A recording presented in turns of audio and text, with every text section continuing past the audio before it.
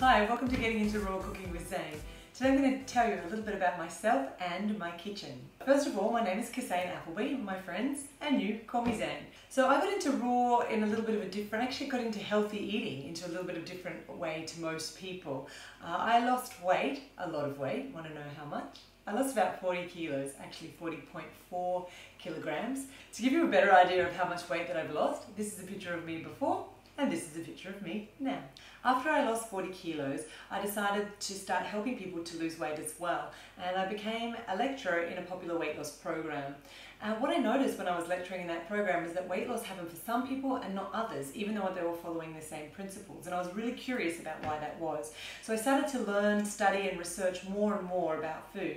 And as I learned, I discovered that it's not just food that gets you the perfect body. What I learned was that you need food and exercise. So those are the first two steps. And because I knew that was so important, I actually stopped and studied and became a personal trainer myself. To get a little bit of experience, I went to sea and worked on a cruise ship for 5 years, working as a personal trainer, and also studied and taught in Tai Chi, aqua aerobics, yoga, Pilates reformer, spin, pretty much all of the activities that you can do to make you healthy and fit physically.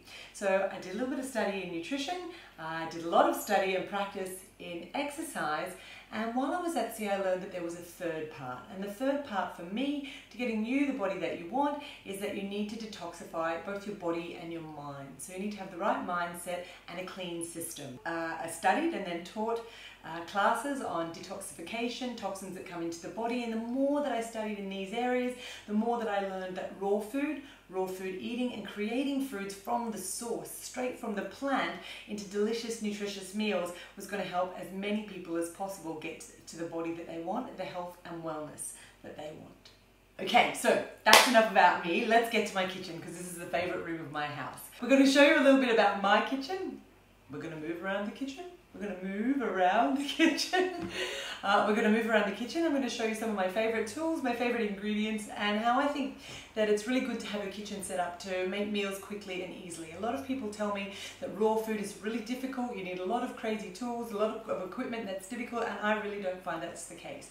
With a good blender, a good knife, a nice cutting board, a few little bits and pieces, you can make the most amazing meals. And you can really start out with what you have right now and add the pieces that you think will work for you. All right, well, let's have a look around the kitchen. Over to you, Zane. Over here, we have my juicer. Now, this is a very cheap centrifugal kind of juicer, but it does the job. What I would like to have long term is a top feeding slow juicer, but as I said at the beginning, this goes for everybody. Start out with what you can afford and what you're willing to invest until you find the tool that you are looking for. So this little juicer does exactly what I need it to do to give me a morning juice. I pop everything in the top, zoom, zoom, zoom, and it comes out here on the side.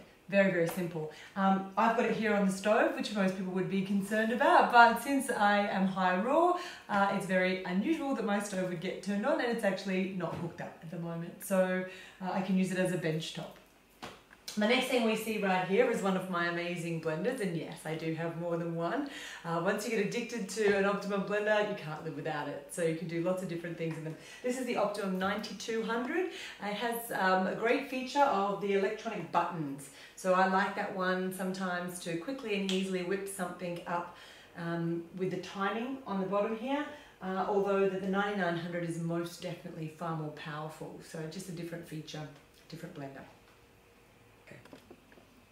One of the next things that you'll see in my kitchen often is little bowls like this one, where you have bowls of things. This is a bowl of chickpeas that were dried, soaking. Often you'll find bowls of chickpeas or legumes or nuts or even seeds soaking, because I like to sprout them or I like to soften them before using them for a recipe. And the other thing that I really like about soaking my nuts is that it makes the enzymes more bioavailable. So we activate the nuts by doing that. So there's often little bowls like this all around my kitchen ready to be, well, getting ready to be used. I am so excited because now you get to meet my first baby. This was my first Fruthi, my first Optimum blender.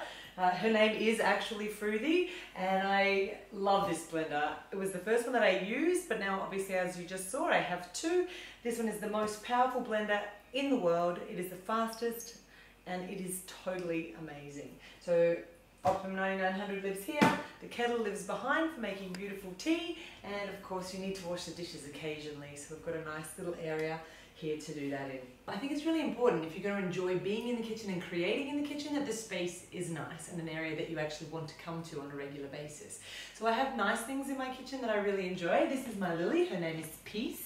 Nice to have some greenery in the kitchen, but not so important for cooking. What is important for cooking is a good collection of utensils, the things that you enjoy the most. You'll refine what it is that you like using the most, but keep them on hand. Don't bury them in the bottom of a drawer that you have to search through for half an hour trying to find things.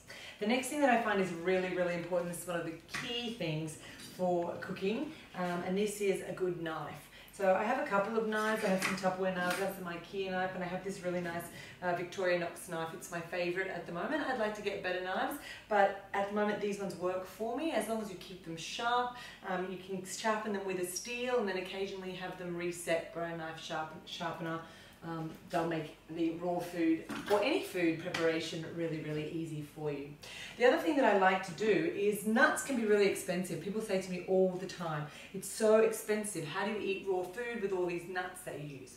One, you don't actually have to use a lot of nuts. You can make raw food with no nuts at all. But if, like me, you enjoy them, then what I do is buy nuts like these macadamias when they're in season. They're really cheap. You get a big bag of them from the farmers, and then you just keep them and open them when you need. So that's my little collection of macadamias for when I need to use those to make some nice macadamia ricotta, which we'll do in a video later on.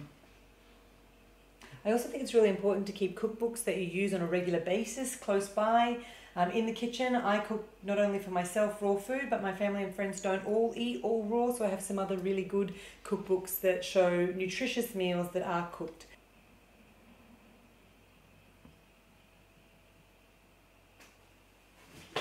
So I see that you've met my pantry, and yes, we didn't set this up just for you. It always looks this way. It's okay if yours doesn't, but I'm a little OCD. I like everything on hand and easy, so I like to use Tupperware containers. My Tupperware lady is amazing and she loves me very much.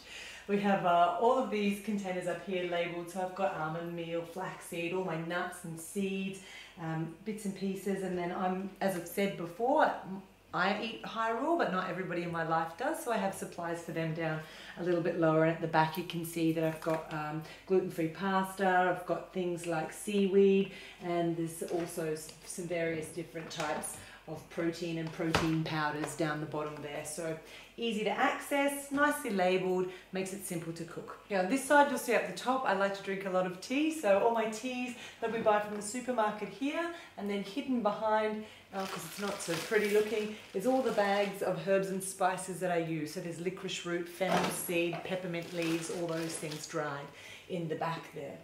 My teapots and my travel mug. This is a porcelain travel mug, so it makes it nice and easy. Below that we've got all the salts and stocks, oils and vinegars, sweeteners, things like stevia, vanilla bean paste.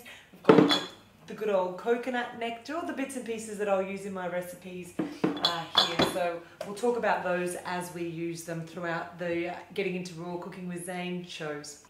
This one here is my kombucha, so you'll meet kombucha at some point or another. Inside there's a SCOBY, a symbiotic culture of bacteria and yeast, and we'll learn more about that as we go. All my herbs and spices in the back there, they are alphabetized for easy finding, and some spare empty jars, which are really good for using when you're cooking regularly. Down the bottom, extra herbs and spices, snacks, supplements, the very few tinned things that I do use, my food processor, which is amazing, and a little stick mixer. So that's my pantry.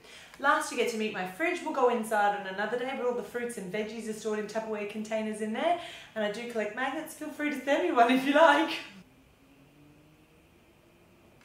So that's my kitchen. Welcome, and I hope that you enjoyed seeing what I have. You'll see a lot more in the shows to come. Ciao for now.